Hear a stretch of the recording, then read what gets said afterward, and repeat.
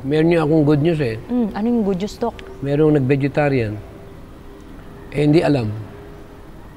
Basta alam lang niya, walang karne, walang isda, walang itlog. Vegan ang gusto niya.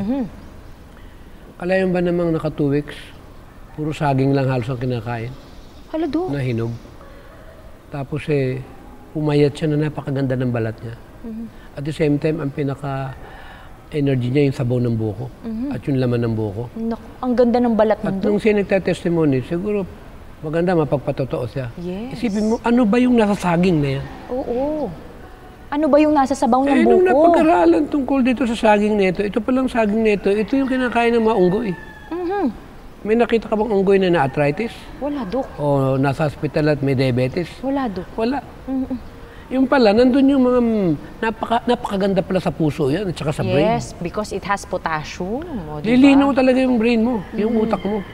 Kaya yung gusto mag-fasting, nang sasabihin nila, hindi nila alam kung ano yung kakainin nila. Saging lang. Oo. Mga 2 piling na saging, maghapong kainin mo.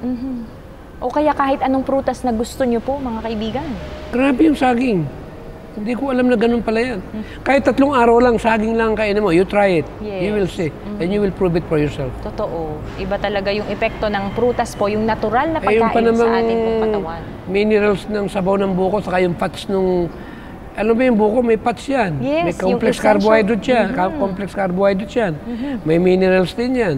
Meron din tinatawag na vitamina yan. At may protein yan. O anong hahanapin mo? Itong saging, magtataka ka bakit whole year round. Uy, totoo, Dok. At pag nagtanim ka ng saging, talaga hindi mo nawawala. madaling patay. Pinatay mo na nga, tutubo uli eh. Yes, ang kulit. Grabe. Oo. Tapos pag tumubo ka, yung mga suwin niya, maya-maya nagtutubo, pwede mo nang ilipat na naman. Kaya pala ginawa ng Panginoon yun, dahil ibig na maintindihan ng isang katawan, hindi mahirap mag-vegetarian. Yes. Kaya masasabi ko talaga, ang Pilipinas talagang best talaga tayo.